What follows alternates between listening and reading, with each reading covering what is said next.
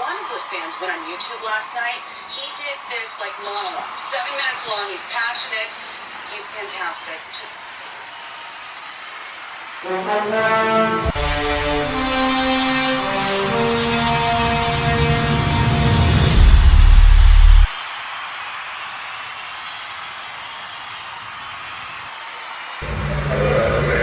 What we're putting together as a team right now would anticipate with him opening out and not having made any training camp that he's going to miss preseason, that he's going to miss games. I just accept that. All right, here we go, guys. Friday, TGIF. Had a horrible night last night after the game, trying to sleep. Couldn't breathe out of my nose. I had to keep my mouth open just so I could breathe while I was asleep, and that is horrible. I feel a little better this morning. I could at least breathe out of one nostril. I just hate. I'm not sick, but it's just like I don't know. It's just weird. But anyway, guys, don't really have too much to say about the game last night. Not going to really get into that. It's self-explanatory what type of game that was. It was a job game, meaning the guys that were playing, they need a job and trying to make this 53-man roster. There's only a few guys that kind of stood out last night. But I guess you can't really call it standing out because they were playing against second, third string guys as well.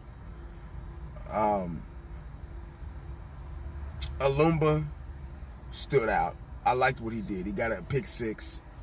Unfortunately, we couldn't make the damn extra point afterwards. The backup kicker sucks. The field goal that he did make, it barely went in. I liked the defensive end, number 64, Wise. I think there's room for him on this roster. Like, seriously. He is very quick off the ball. You can tell there's some little minor things that he needs to work on, fundamental things that he needs to work on, but he looked really good last night. He had a lot of hurries. He has good pursuit. I want to say he had a sack. I'm not sure. Or he at least caused one, but he was always right there in that quarterback's face. So I like number 64, Wise. He is a good defensive end. I didn't see too much from Tristan Hill. I don't know about Tristan Hill. I don't think he's going to make the team.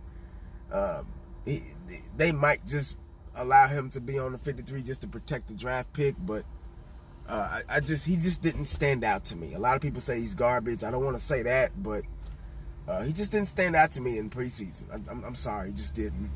John Bell Johnson, he did some good things last night. But I'm starting to think it was too late. Too late for that. I'm trying to see who else. Clearly, Christian is the better quarterback than Mike White. Mike White, bless his heart, poor baby. He's lost. He's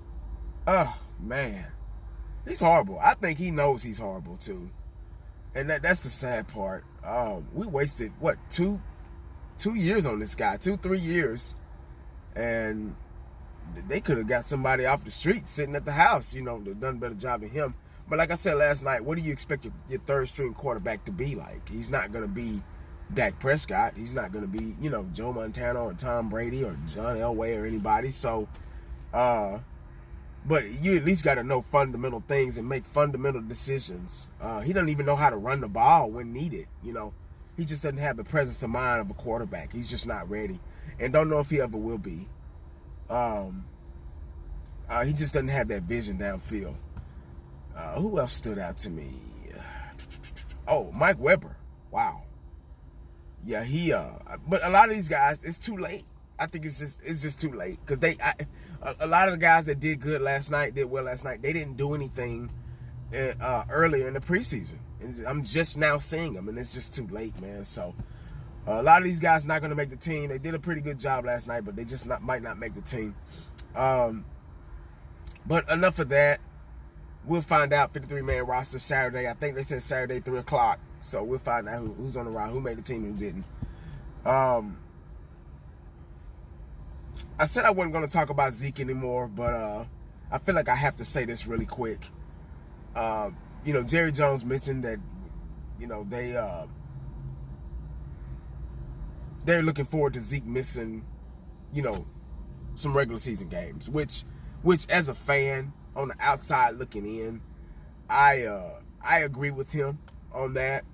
He probably is going to miss some games. I've already, like I said last night on my stream, I've already mentally put Zeke out of the picture.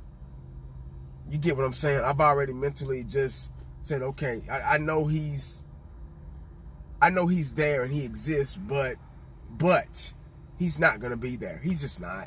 He's not going to be there. You could tell the guys that didn't play at all that they're going to be on this team. Pollard didn't play at all last night. So that lets you know right there that he's going to be our starting running back going into the season. Hopefully Alfred Morris will be right behind him, But I think this team has already kind of, as well as the fan base, I want to say me, has not saying moved on, but we kind of have to move on without him. Not in the sense like we're going to cut him or, whatever, but he's not going to be there. So it's just too much going on. It's just too much negative buildup. He needs to fire his agent. He really does. Because his agent has really put him in a bad predicament. Like, seriously. He needs to stop hanging around Marshall Faulk. Marshall Faulk has been the mouthpiece for Zeke. Zeke has been quiet. He's not said a word.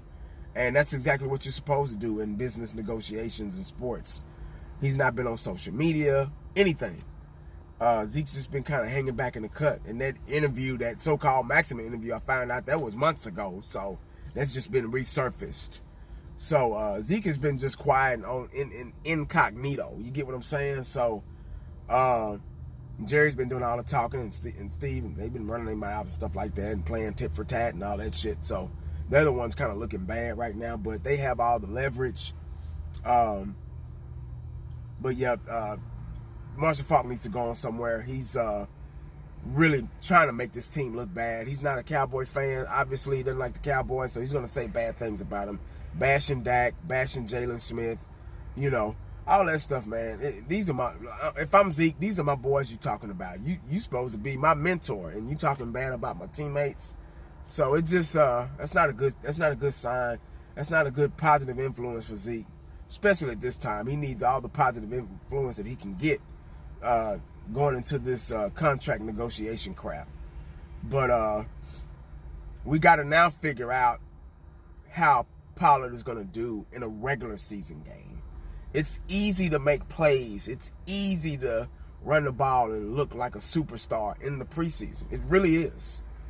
Going against second and third string guys that are not very good tacklers or doesn't have the pursuit that a first string guy has. But Pollard still looks good. He has a lot of potential. He can do different things. He can catch the ball out of the backfield. He can line up as a receiver. So he just has that ability, and I just hope and pray that he can carry that. Without Zeke, he can carry that athleticism through the regular season, through these games that we're gonna miss without Zeke. But who knows? I may be wrong. Zeke might at the last minute come by and this weekend or something, or Monday or whatever, say, hey, you know what? I'm here. Let's go. Let's get the deal done. So, but it's just, right now, Zeke is over here. He exists, but he's over here, to me. I'm looking ahead, getting ready. Now it's time. It's game time now. There's no more practicing. There's no more babysitting. There's no more changing diapers. Week 1 is next Sunday, which is right around the corner. And there's no turning back. We either got Zeke or not, with or without Zeke. So, but those are my thoughts early this morning. I might make another video later on. I'm not sure. Depends on what goes through my head and what I hear, you know. But guys, it's game time. So let's get prepared. Let's get mentally prepared.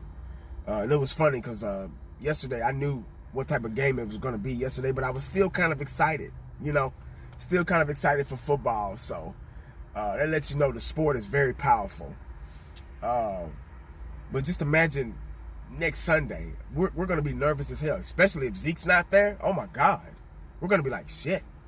And, you know, there's already a comparison, Saquon Barkley and Zeke, and Saquon Barkley is the best running back in football and all this stuff, you know.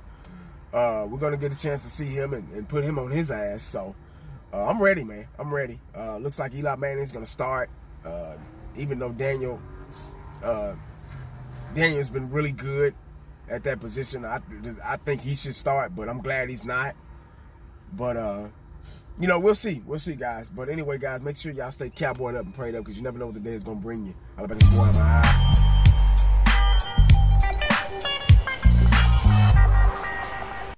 And the only thing else I got to say is,